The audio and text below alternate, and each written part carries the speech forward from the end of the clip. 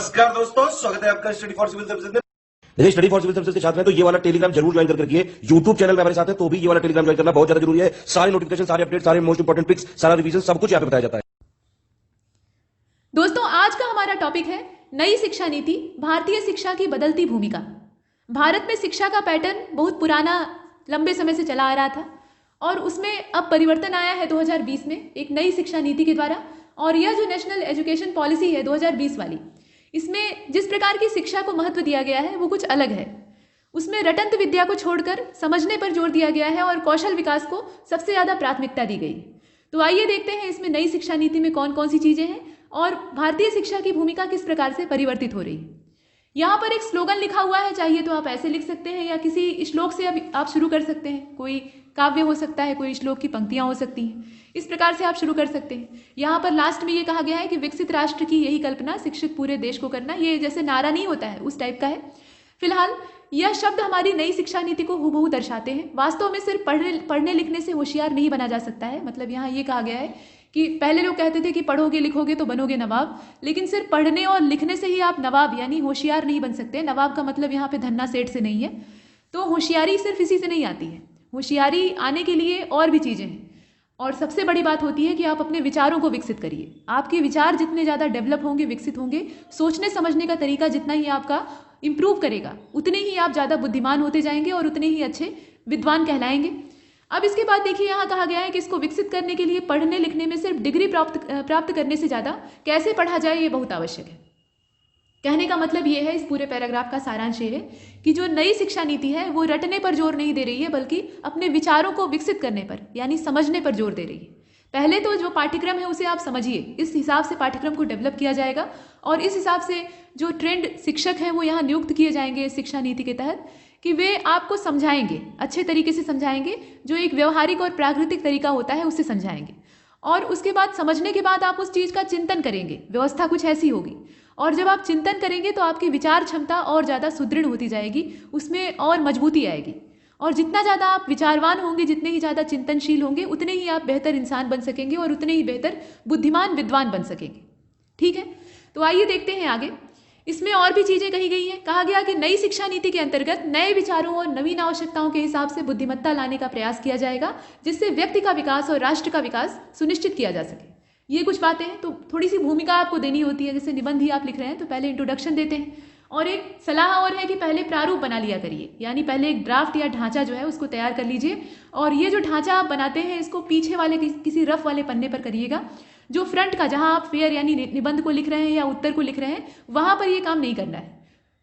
असल में ये स्ट्रैटेजी है और स्ट्रैटेजी किसी को दिखाई नहीं जाती है, उस पर काम किया जाता है और जो काम करते हैं आप वो लोगों के सामने आना चाहिए, ये बात है। तो आइए देखते हैं आगे। इसमें ऐसा कहा गया कि जो भारत में शिक्षा की व्यवस्था थी उसके विषय में कहा गया कि राष्ट्रीय और अंतर्राष्ट्रीय मापदंडों में भारत की शिक्षा की स्थिति, उसी को यहाँ इंग्लिश में कहा गया है कि India's education status in national and international standards. अब ये स्टैंडर्ड्स कौन कौन से हैं, तो यहाँ पर कुछ जो इंडेक्स हैं, सूचकांक हैं, उनका सहारा लिया गया है और उनके सहारे ये सिद्ध करने का प्रयास किया गया है कि पहले क्या स्थिति थी और अब क्या स्थिति है। तो मानव विकास सूचकांक, इसमें एक स्तंभ शिक्षा भी होता है जिसको कि आधार बनाकर इसे तय किया जाता है। तो यहाँ वही कहा गया है कि मानव विकास सूचकांक के आधार स्तंभों में से शिक्षा भी एक स्तंभ है, जिसको कि मजबूत करने की कवायद लंबे समय से चली आ रही है। कवायद का मतलब यहाँ पे प्रयास से है। तो यहाँ जो प्रयास है वो लंबे समय से चल रहा है। और QS यूनिवर्सिटी की जो रैंकिंग है, ये रैंकिंग जो अलग अलग यूनिवर्सिटीज़ जारी करती हैं, प्रतिष्ठित विश्वविद्यालय होते हैं, तो इसकी रैंकिंग में यहाँ बताया गया है कि कुल टॉप 500 की जो लिस्ट है, मतलब 500 यहाँ अलग अलग यूनिवर्सिटीज़ की लिस्ट तैयार की गई है, उसमें भारत के 7 विश्वविद्यालय ही मात्र शामिल हो सके। ये अपने आप में चिंतनीय विषय है। एक समय था कि भारत में बाहर से पढ़ने के लिए बड़ी मात्रा में जो विदेशी विद्यार्थी थे वो आया करते थे। ज्ञान पाने के इच्छुक, अलग अलग क्षेत्र, अलग अलग धर्म और अलग अलग स्थानों से आने वाले लोग होते थे और यहाँ से बहुत कुछ सीख कर जाते थे और इससे प्रभावित होकर जाते थे, सिर्फ सीख कर नहीं जाते थे। और आज की क्या कंडीशन है, सिर्फ 7 विश्वविद्यालय जो है वही हमारे विश्व स्तर पर आ सके हैं, वो भी टॉप 500 वाली लिस्ट में। ये टॉप 100 की लिस्ट नहीं है। इसके बाद आगे चलते हैं। देखिए, यहाँ कहा गया कि असर रिपोर्ट के हिसाब से, ये जो असर रिपोर्ट है ASER, इसका फुल फॉर्म आप जानते हैं, तो इसके हिसाब से कक्षा 1 से 28% बच्चे, मतलब ये जो पहली कक्षा होती है उसकी बात की जा रही है, कक्षा 1 से लेकर 9 तक तथा कक्षा 3 के 40% बच्चे और 11 से 99 तक के अंक को वो पहचान नहीं पाते। मतलब इसमें ये बताया गया है डाटा कि ये जो लड़के हैं या विद्यार्थी हैं, जैसे कक्षा 3 का जो आंकड़ा लिया गया है क्लास 3 का, उसमें कहा गया है कि 40% जो बच्चे हैं वो 11 से लेकर 99 तक के जो अंक हैं उन्हें पहचान नहीं पाते। मतलब ऐसा नहीं है कि पूरी गिनती ही नहीं जानते हैं, लेकिन कुछ अंक ऐसे हैं जो कि वो पहचान नहीं पाते या पहचानते हैं तो लिख नहीं पाते। ऐसी समस्या उनके साथ है, जिससे कि अनुमान लगाया जा सकता है कि भारत में शिक्षा की स्थिति कैसी है।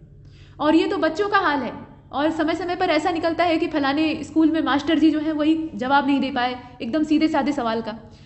कुछ सवाल थे या कुछ पहाड़ा था, कुछ गिनती थी, उन्हें पता ही नहीं थी। तो इस प्रकार की जब खामियां निकलती हैं तो इससे ये भी मालूम होता है कि टीचर भी उतने योग्य नहीं है, वो उतने ज़्यादा कुशल और उतने ज़्यादा प्रशिक्षित नहीं है जितना कि उन्हें होना चाहिए। तो ये सब दोष हैं। अब यहाँ ये कहा गया है कि जैसा कि हम जानते हैं कि सतत विकास लक्ष्यों में कक्षा 4 शिक्षा से संख्या 4 शिक्षा से संबंधित है, और इन रिपोर्ट्स के आधार पर यह अनुमान लगाया जा सकता है कि सूचना प्रौद्योगिकी यहाँ पे शिक्षा में सुधार के लिए कौन कौन सी चीज़ें आवश्यक हैं, तो उनके बारे में बताया जा रहा है कि सूचना प्रौद्योगिकी की आवश्यकता है। इसके अलावा तकनीकी और नवाचार, ये नवाचार बहुत ज़्यादा इनोवेशन या इनोवेटिव बनाने का जो प्रोसेस है ये आजकल बहुत ज़्यादा चर्चा में है। तो नवाचार से क्या होता है, आप नई नई चीज़ें सीखते हैं, आपके अंदर सोचने का कौशल विकसित होता है, आप ज़्यादा विचारवान बनते हैं, और इसके परिणाम स्वरूप आपका संपूर्ण जो समेकित विकास कहा जाता है वो होता है। अब देखिए, नवाचार को बच्चों में सहज बनाना ये उद्देश्य है, तथा राष्ट्र निर्माण के लिए मातृभाषा के महत्व को सिखाना भी एक आवश्यकता है। और सभी चीज़ें जो यहाँ पर बताई जा रही हैं, मतलब जितनी चीज़ें यहाँ समेकित विकास के लिए आवश्यक हैं, वो इस नई जो एजुकेशन पॉलिसी आई है, गवर्नमेंट के द्वारा लॉन्च की गई है, उसमें शामिल है या समावेशित है, आप ऐसा कह सकते हैं। इसके बाद आगे चलते हैं। देखिए, यहाँ कहा जा रहा है कि ऐतिहासिक रूप से शिक्षा को हमेशा ही महत्व दिया गया है। भारत में शिक्षा का पहले से ही काफ़ी ज़्यादा महत्व रहा है। हमारे गुरुकुल जो थे वो शिक्षा पर जोर दिया करते थे। अब यहाँ पे थोड़ा सा वाक्यों की संरचना ठीक ठाक नहीं है। मतलब गुरुकुल व्यवस्था जो हमारी थी उसमें शिक्षा की पद्धति दूसरे ढंग की होती थी।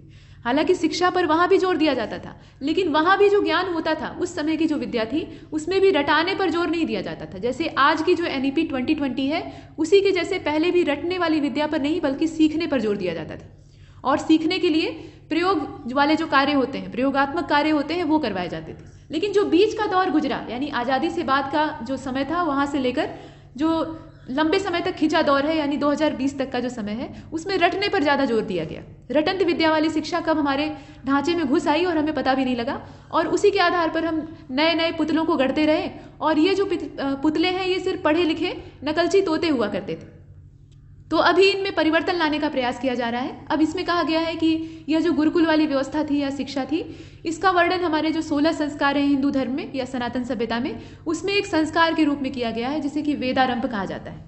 वेदारंभ में क्या होता है, उपनयन संस्कार होता है, यानी यज्ञोपवीत होता था, और उसके बाद बच्चे जो होते थे यानी विद्यार्थी, वो अपने बचपन में ही जब उनके खेलने कूदने की अवस्था होती थी तो उस समय वो गुरु के गुरुकुल में भेज दिए जाते थे। चाहे कितना भी बड़ा राजा महाराजा हो, कितना भी बड़ा राजकुमार हो, कितने भी अमीर आदमी का बेटा हो, लेकिन वो सिर के सारे बाल मुड़ाकर यानी अपना चूड़ा कर्म कराकर और सिर्फ एक चुंडी सिर पर रखकर और उसके बाद एक भिक्षा की थैली कंधे पर टांगकर गुरु के पीछे पीछे गुरुकुल की ओर निकल जाते थे, और वहाँ पर जाकर वो विद्या अध्ययन करते थे, शास्त्रों का अध्ययन करते थे, वेदों का अध्ययन करते थे, गुरु की सेवा करते थे, और बिल्कुल वैसा ही जीवन व्यतीत करते थे जैसा कि एक आश्रमवासी करता है, यानी मांग कर भिक्षा खाते थे, ईश्वर की उपासना करते थे, गुरु के पैर दबाते थे, और गुरुकुल के जितने भी काम होते थे, सफाई से लेकर पशुओं की सेवा तक, लकड़ियाँ इकट्ठे करने तक लेकर, वो सारे काम वो खुद किया करते थे। तो इससे क्या होता था, उनका मानसिक, शारीरिक और हर प्रकार से जो सर्वांगीण विकास कहा जाता है वो सब होता था।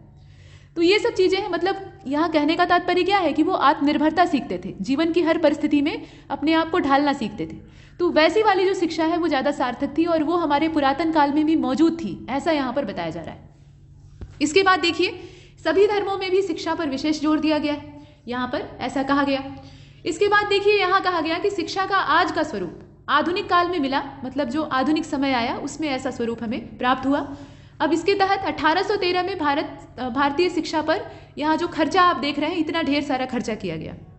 उसके बाद 1854 में वुड्स का जो शिक्षा डिस्पैच वाला नियम है, यानी वुड्स का डिस्पैच आप कहते हैं, इसमें भारतीय शिक्षा का मैग्ना कार्टा के तौर पे इसे लिया गया था, और पाश्चात्य शिक्षा का भारत में प्रसार यहीं से माना जाता है। मतलब पश्चिमी शिक्षा अंग्रेजों ने यहाँ पर भारत में प्रसारित की, तो उसकी शुरुआत यहाँ से हुई। भारत में अंग्रेज जो थे वो अंग्रेजी का प्रसार करना चाहते थे, अंग्रेजी शिक्षा को फैलाना चाहते थे और इसके पीछे उनका कोई भलाई वाला उद्देश्य नहीं था। ऐसा नहीं कि वो भारतीयों को एकदम आधुनिक ज्ञान से सज्ज कराना चाहते थे या उससे एकदम पारंगत कराना चाहते थे। उनका उद्देश्य था बढ़िया नौकर बनाना।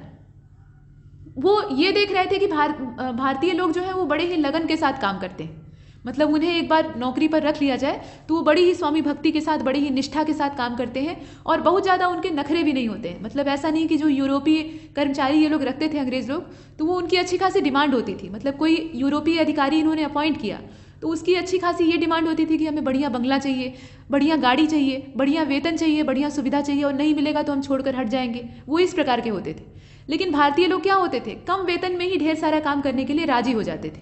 यहाँ ऐसी स्थिति थी। तो अंग्रेजों को लगा कि ये तो बड़े अच्छे हैं, लेकिन समय बीतने के साथ साथ क्या होता है, जो भारतीय लोग थे उनके अंदर भी जागरूकता आने लगती है। पहली चीज़ तो समस्या ये थी कि भारत के लोग जो पुरातन शिक्षा पद्धति थी उसी से पढ़े लिखे थे। जो पढ़े लिखे यहाँ के नौजवान होते थे वो भी यूरोपीय शिक्षा से कतई वाकिफ नहीं होते थे। तो ऐसे में अंग्रेज़ों को उनसे अपना कामकाज कराने में दिक्कत आती थी, भले ही वो मेहनती क्यों न थे। तो अंग्रेज़ों ने ये सोचा कि ये बड़े ही स्वामी भक्त हो सकते हैं बशर्ते इनके दिमाग को बचपन से ही गुलाम बनाया जाए। और इसी के चलते यहाँ पर चार्ल्स का जो वुड डिस्पैच है या इस प्रकार के जितने भी शिक्षा संबंधी प्रावधान आते हैं अंग्रेज़ों के द्वारा वो किए जाते हैं। मतलब बचपन से ही अंग्रेजी शिक्षा और जो पाश्चात्य शिक्षा है उसका एकदम गुलामीकरण वाला जो पाठ्यक्रम है वो बच्चों को सिखाया जाने लगा और इससे उनके मस्तिष्क को गुलाम बनाने का प्रयास शुरू हुआ। बचपन से आपको वही सिखाया जाए जो कि अंग्रेजीदा हो और इससे आप बाहर से जो आपका रंग रूप है या आपका जो पूरा शरीर है वो भारतीय हो, आप बोलचाल में भी भारतीय हो, लेकिन आपके जो मन है या आपका जो हृदय है वो पूरी तरह से अंग्रेज़ों का भक्त हो या अंग्रेजीदा हो, इस प्रकार से। तो ऐसे लोगों का निर्माण करना अंग्रेज़ों का उद्देश्य था और इसी के चलते ये पाश्चात्य शिक्षा वाला जो प्रावधान है ये किया जाता है। इसका उद्देश्य कोई भलाई करना नहीं था। तो गुलामीकरण की प्रक्रिया जो शिक्षा में है यानी मन को गुलाम बनाने वाली, वो पहले से ही मतलब इसी समय से स्टार्ट हो गई। इससे पहले क्या था, इससे पहले कुछ समय तक तो शिक्षा का ढांचा एकदम मध्यकाल में लचर रहा था, उसमें कुछ कहा नहीं जा सकता। लेकिन जो पुरातन समय था, जो गुरुकुल वाला आपने देखा है, उस समय स्वावलंबी बनने की शिक्षा दी जाती थी, न कि गुलाम बनने की।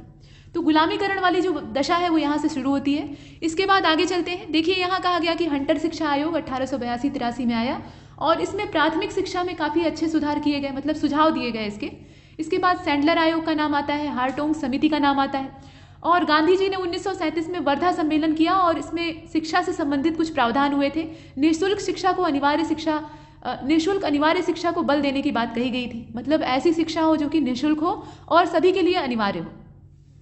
इसके बाद देखिए, पहली बार जब भारत को आज़ादी मिलती है तो स्वतंत्र भारत में कोठारी आयोग, इसका नाम लिया जाता है, इसने शिक्षा नीति को तैयार किया और राष्ट्रीय महत्व का विषय बना दिया। जब शिक्षा नीति बनती है वो भी आज़ादी के बाद, तो ये अपने आप में एक महत्वपूर्ण मुद्दा होता है और यहाँ से शिक्षा एक राष्ट्रीय महत्व का विषय बन जाता है और त्रिभाषा सूत्र लागू करने की सिफारिश यहाँ पर की गई थी। इसको याद रखिएगा, कोठारी आयोग के द्वारा त्रिभाषा सूत्र जो है उसको लागू करने की सिफारिश की जाती है। यहाँ आप देख रहे हैं 3 लैंग्वेज फार्मूला इसको इंग्लिश में कहा जाता है। इसके बाद आगे देख लीजिए नीचे की 2 लाइनें, इसमें कहा गया है कि सभी वर्गों के लिए शिक्षा में असमानता को दूर करने के लिए राष्ट्रीय शिक्षा नीति 1986 प्रस्तुत की गई थी, जो पिछली वाली एजुकेशन पॉलिसी है जिस पर कि हम सभी लोगों ने शिक्षा प्राप्त की है।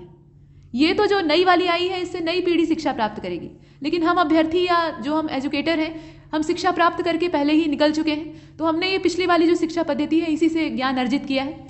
फिलहाल तो ये वाली जो है 1986 वाली, इसमें ये प्रस्तुत किया गया और इसको प्रस्तुत करने का उद्देश्य क्या था, सभी वर्गों के लिए शिक्षा में असमानता को दूर करना, ये इसका पर्पस था।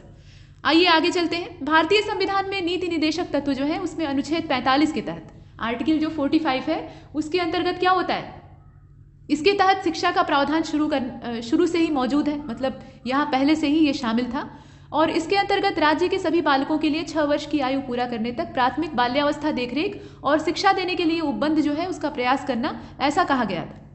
शिक्षा को विशेष महत्व देने के लिए संसद ने 86वें संविधान संशोधन सन 2002 के द्वारा 6 से 14 वर्ष 86वां संविधान संशोधन यानी ये कॉन्स्टिट्यूशनल अमेंडमेंट एक्ट था और इसका जो समय है वो कौन सा है, 2002 है। तो इसके द्वारा 6 से लेकर 14 वर्ष तक के जो आयु के बच्चे थे उनको निःशुल्क और अनिवार्य शिक्षा, जो गांधी जी का फंडा आपने देखा है वर्धा सम्मेलन वाला, वही है, निःशुल्क और अनिवार्य शिक्षा का प्रावधान किया, जो कि अनुच्छेद 21A के तहत मूल अधिकार बन गया। शिक्षा का अधिकार क्या हुआ, मूल अधिकार में परिवर्तित हो गया, तब तो ये मिलेगा ही। अब इसके बाद क्या हुआ, apart from this the provision of education is also given in the fundamental duty ये फंडामेंटल जो ड्यूटी है उसके अंतर्गत भी उल्लिखित है। ऐसा नहीं कि ये सिर्फ फंडामेंटल राइट या जो डीपीएसपी है उसी में शामिल है, ये जो मूल कर्तव्य है उसका भी हिस्सा है। यहाँ तक हमने देखा, लेकिन जब मूल अधिकार में ये यहाँ शामिल हो जाता है तो उसके बाद ये अनिवार्य बन जाता है, क्योंकि मूल अधिकार जो है वो यहाँ पे मान्य होंगे ही होंगे, इसमें कोई संदेह नहीं है। देखिए आगे कहा गया है, अब यहाँ पे नई शिक्षा नीति के बारे में बताया जा रहा है। तो इसके प्रावधानों की चर्चा की गई, मतलब इसके अंदर कौन कौन सी चीजें हैं इसको बताया जा रहा है। तो 3 से 8 वर्ष की आयु के बच्चों के शैक्षणिक पाठ्यक्रम को 2 भागों में विभाजित किया गया है, जो नई शिक्षा नीति है उसमें। 2 से 6 वर्ष की आयु जिसमें कि आंगनबाड़ी का मुख्य रोल अदा करेंगी, मतलब आंगनबाड़ियां इसमें अपना रोल प्ले करेंगी। और दूसरा जो वर्ग है, मतलब पहला वर्ग कौन सा है, 2 से 6 वाला है, और दूसरा वर्ग जो है वो 6 से 8 वर्ष का है। इसमें प्राथमिक विद्यालय अपना रोल प्ले करेंगे। यहाँ पर आंगनबाड़ी, यहाँ पर प्राथमिक विद्यालय, और उसके बाद 6 से यहाँ पे 8 वर्ष से ऊपर की जो व्यवस्था है उसमें नए प्रावधान किए गए हैं, उसको हम देखेंगे।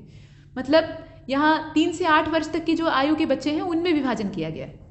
तो 2 से यहाँ तक हमने 8 तक देखा। इसके बाद आगे चलते हैं, यहाँ देख लीजिए कक्षा 3 तक के सभी बच्चों के लिए, जो क्लास 3 तक की पूरी शिक्षा है उसमें सभी बच्चों के लिए बुनियादी शिक्षा और संज्ञानात्मक ज्ञान पर एक राष्ट्रीय मिशन की स्थापना की मांग की गई, ये डिमांड की गई है। होगा या वो आगे होगा उसको देखा जाएगा। इसके बाद कक्षा 5 तक मातृभाषा या स्थानीय भाषा में शिक्षा, स्कूली और उच्च शिक्षा में छात्रों को संस्कृत और प्राचीन भाषाओं का विकल्प प्रस्तुत होगा, परंतु किसी भी छात्र पर भाषा के चुनाव की बाध्यता नहीं होगी, ऐसा हम देख रहे हैं।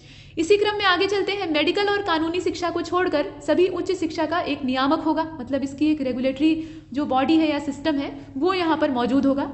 2035 तक, सन 2035 एक लंबा टारगेट यहाँ पर सेट किया गया है। तो यहाँ तक उच्च शिक्षा में पंजीकरण 28.3% से बढ़ाकर 50% यानी आधा तक ले आने का लक्ष्य है। ये काफ़ी लंबा लक्ष्य है और लंबा समय भी इसीलिए इसके लिए तय किया गया है। 2030 तक स्कूलों में 100% नामांकन का लक्ष्य रखा गया है, जो कि SDG से काफ़ी हद तक मेल खाता है। सस्टेनेबल डेवलपमेंट गोल जो है वो 2030 तक हमें अचीव करने हैं, मैक्सिमम मात्रा में उन्हें अचीव करना है। पूरा 100% तो नहीं किया जा सकता, ये हमें भी पता है। तो इसलिए उसी में शिक्षा भी एक मुद्दा है, तो उसको इसके माध्यम से अचीव करने का प्रयास किया जा रहा है। इसके बाद देख लीजिए यहाँ नई शिक्षा नीति के तहत शैक्षणिक जो ढांचा है उसको यहाँ 10+2 वाला जो सेगमेंट था उससे तोड़कर यहाँ 5+3+3+4 वाले ढांचे में बांट दिया गया है, यानी 4 हिस्सों में इसे तोड़ दिया गया है। 5+3+3+4 इस प्रकार से ये हिस्सों में तोड़ा गया है। इसके बाद देख लीजिए शोध में गुणवत्ता युक्त शिक्षा या गुणवत्तापूर्ण शिक्षा के विकास हेतु नेशनल रिसर्च फाउंडेशन की स्थापना, त्रिभाषा फार्मूला से राज्य को भाषा चुनने का अधिकार, ये सब यहाँ पे प्रावधान है। तो इसके प्रावधानों को आप याद करिएगा। और एक चीज़ और है कि जब इन्हें लिखिएगा तो या तो फ्लो चार्ट के माध्यम से दर्शा दीजिएगा और नहीं तो इन्हें पॉइंट वाइज या रेखांकन के साथ लिखिएगा, ये सही तरीका होगा। इसके बाद यहाँ आप देख रहे हैं कि नई शिक्षा नीति जो है उसमें के कस्तूरी रंगन की समिति, जो कि इसरो के पूर्व अध्यक्ष थे, इनकी समिति की सिफारिश थी, इनकी कमेटी की सिफारिश थी, उसी को आधार बनाकर इसे प्रस्तुत किया गया है। इसमें शिक्षा की सभी तक पहुंच, आसान और मातृभाषा में शिक्षा, गुणवत्तापूर्ण शिक्षा, व्यवहारिक शिक्षा पद्धति आदि सभी सिफारिशें यहाँ मंजूर की गई थी, मतलब उन्हें शामिल किया गया है तो मंजूर किया ही गया है। इन्हें आप देख रहे हैं। तो यहाँ जो के कस्तूरी रंगन कमेटी है उसको याद रखिएगा। इसके बाद कहा गया कि under the new education policy admission in foreign institutions can make education system expensive. यहाँ पर ये बताया गया है कि जो विदेशी संस्थान थे वहाँ पे प्रवेश से शिक्षा पद्धति महंगी हो सकती है, मतलब ये जो नई एजुकेशन पॉलिसी आई है इसके तहत। और ऐसा होने पर आम आदमी जो है वो उच्च शिक्षण संस्थानों की पहुंच से दूर हो सकते हैं, या उच्च शिक्षण संस्थान जो है वो आम आदमी की पहुंच से दूर हो सकते हैं, क्योंकि आम जनता के पास इतना इफरात पैसा तो है नहीं कि वो इतना महंगे संस्थानों में प्रवेश दिलवा सके। इसके बाद ये कहा गया है कि in some states in India the tribhasha formula was opposed. ये जो त्रिभाषा फार्मूला है, मतलब 3 लैंग्वेजेस जो है इनका फार्मूला है, ये कुछ राज्यों में विरोध का कारण बन सकता है और विरोध इसका किया भी गया है, ये भी यहाँ बताया गया है। इसके बाद देख लीजिए presently it's big challenge to make the teachers comfortable in the technique या टेक्नोलॉजी। जो वर्तमान टेक्नोलॉजी है, मतलब डिजिटलीकरण है या जितनी भी आर्टिफिशियल इंटेलिजेंस वाली टेक्नोलॉजी है या ऑपरेशन डिजी बोर्ड है, इस प्रकार की जो चीज़ें हैं इनसे टीचरों को फ्रेंडली बनाना, ये अपने आप में खुद बहुत बड़ा चैलेंज है। आप बच्चों को सिखा लेंगे, मतलब बच्चों को किताबों के माध्यम से या जो टेक्नोलॉजी है उसके माध्यम से आप ट्रेंड कर सकते हैं, क्योंकि उनका दिमाग अभी सीखने के प्रोसेस में है। लेकिन जो टीचर उन्हें पढ़ा रहे हैं वो बेचारे अपनी उम्र गुजार चुके हैं और उनके सीखने की क्षमता भी काफ़ी हद तक कम हो चुकी है। वो एक बने बनाए ढांचे में पहले से काम करते आ रहे हैं और एकाएक उस पद्धति में परिवर्तन करना ये उनके लिए मुसीबत का कारण बन सकता है। हालांकि उन्हें ऐसा करना पड़ेगा अगर बने रहना है तो। इसके बाद देखिए यहाँ पर ये कहा गया कि maintaining the ratio of student to teacher, ये भी इसमें एक जिम्मेदारी युक्त काम है या चैलेंज हो सकता है। मतलब छात्र और शिक्षक के अनुपात को कायम रखना। मतलब आप छात्रों की संख्या तो यहाँ कह रहे हैं कि 100% हम नामांकन करा लेंगे 2030 तक। अगर 100% आप नामांकन कराएंगे तो इसका मतलब है कि स्कूल जाने वाले जो स्कूली विद्यार्थी होंगे उनकी तादाद अच्छी खासी होगी। तो इतने सारे विद्यार्थियों को इस नई टेक्नोलॉजी के जरिए हैंडल करने वाले प्रशिक्षित अध्यापकों की भी आवश्यकता पड़ेगी। और इतनी ज़्यादा मात्रा में आप अध्यापक लाएंगे कहाँ से, और अगर लाएंगे तो उन्हें इतना ढेर सारा वेतन कहाँ से देंगे, ये भी तो दिक्कत है। आजकल बहुत सारे पद जो है वो ऐसे ही रिक्त पड़े हुए हैं, लेकिन सरकार उन पदों की वैकेंसी नहीं निकाल रही है। इसके पीछे रीज़न क्या है? इसके पीछे रीज़न ये है कि उतना तनख्वाह देने के लिए सरकार के पास पैसा ही नहीं है। ये भी एक छिपा हुआ कारण है, इससे सभी वाकिफ हैं लेकिन सामने से कोई बोलता नहीं। तो ऐसी स्थिति में आप इतने ढेर सारे जो ट्रेंड शिक्षक हैं उनको एक झटके में कहाँ से लाइएगा, ये अपने आप में एक चैलेंज है। इसके बाद आगे चलते हैं। देखिए यहाँ कहा गया कि शिक्षकों को एक नई शिक्षा नीति से अवगत कराते हुए एक प्रशिक्षण की आवश्यकता है और उन्हें तकनीकी में कुशल बनना आवश्यक होगा, जैसा कि हमने पीछे देखा। और इसके अलावा समय समय पर शिक्षकों की गुणवत्ता की जांच करना भी अत्यंत आवश्यक है। मतलब कह देना भर पर्याप्त नहीं है, आपको उसका जांच परख भी करना होगा, नहीं तो पता लगेगा कि सिर्फ कह दिए कि इन्हें ट्रेनिंग दे दो। अब ट्रेनिंग दे दी गई और ट्रेनिंग किसी काम की नहीं है, उन्हें कोई ना तो टेक्नोलॉजी का ज्ञान हो पाया, न कोई मशीन चलाने आती है, न डिजिटल बोर्ड का यूज़ करने आता है, न उन्हें किसी भी प्रकार की जो डिवाइस है उसे ठीक ढंग से छात्रों को बताने आता है, तो वो कैसे सिखाएंगे। तो इसलिए जांच परख भी अनिवार्य है। इसके बाद यहाँ कहा गया है कि अतः कहा जा सकता है कि यह शिक्षा नीति जहाँ एक और मातृभाषा में शिक्षा उपलब्ध कराने के लिए और जो प्राथमिक शिक्षा है उसको सरल और सुलभ बनाने के लिए और सब में पहुंच बनाने के लिए उपयोगी सिद्ध होगी, वहीं दूसरी ओर भारतीय भाषा को वैश्विक मानकों के मापदंडों पर भी सक्षम बनाना है। अतः इसके क्रियान्वयन पर पूरा जोर दिया जाना चाहिए। ये कुछ यहाँ पर कहा गया है, इसे हमने देखा। तो ये लेख तो यही खत्म होता है, लेकिन देखिए अगर शिक्षा नीति जो 2020 की है इस पर निबंध आता है, पिछली जो मुख्य परीक्षाएं हुई हैं, जैसे समीक्षा अधिकारी की मुख्य परीक्षा 2016 वाली हुई है, 2016 वाली है लेकिन हुई थी 2020 में, तो इसमें शिक्षा नीति पर निबंध आया था। इसमें शिक्षा नीति पर निबंध आया तो यूपीपीसीएस का जो मेंस है इसमें भी आ सकता है। मतलब ये ऐसा मुद्दा है कि ज्वलंत है और चर्चा का विषय है, मतलब ये बहुत ज़्यादा हाईलाइट है, तो इस पर आ सकता है, लेकिन थोड़ा सा मोड चेंज कर देगा, इसमें चुनौतियाँ पूछ सकता है या इसकी समीक्षा करने के लिए दे सकता है या एक प्रश्न के तौर पे इसे आपके सामने प्रस्तुत किया जा सकता है। तो आप हर परिस्थिति के लिए तैयार रहिएगा। हाँ, एक चीज़ और है कि जब किसी भी टॉपिक पर आप लिखते हैं, मान लीजिए किसी गवर्नमेंट की पॉलिसी पर आप लिख रहे हैं, तो वहाँ पर उसकी जो पॉजिटिव चीज़ है और नेगेटिव चीज़ है दोनों को आपको उकेरना होगा। ऐसा नहीं है कि वो सरकारी योजना है तो आप उसकी बुराई करेंगे तो आपको पाप लग जाएगा या आप रिजेक्ट हो जाएंगे। नहीं, एक संतुलित दृष्टिकोण ही तो देखा जाता है। सिर्फ चापलूसी करने वाले कर्मचारी या अधिकारी या आयोग को भी नहीं चाहिए होते हैं और न परीक्षक ऐसे अभ्यर्थियों की अपेक्षा करता है। आपके अंदर एक समीक्षात्मक या आलोचनात्मक जो रवैया है वो होना चाहिए। बस यही बात है कि दोनों का पक्ष संतुलित होना चाहिए। जैसे मान लीजिए इधर आपने नेगेटिव लिखा, इधर आपने पॉजिटिव लिखा, तो दोनों एकदम बराबर की मात्रा में होना चाहिए, या थोड़ा सा यहाँ पे 19-20 का अंतर आप कर सकते हैं। पॉजिटिव वाला जो है उसको 60% कर दीजिए और नेगेटिव वाले को 40% रखिए। इस रेशियो में अगर आप रखते हैं तो यहाँ आपकी जो समीक्षा है, यहाँ जो आपकी आलोचना है या आपका जो पूरा लेख है वो संतुलित बना रहेगा और अंत में जो पॉजिटिव इसका पक्ष है यानी सकारात्मक पक्ष है उसी की ओर आप झुक जाइए, जो कंक्लूजन आपका है, और कहिए कि जो गुण या दोष होते हैं वो हर नीति में या हर कानून में होते हैं, हर पॉलिसी के अंदर होते हैं।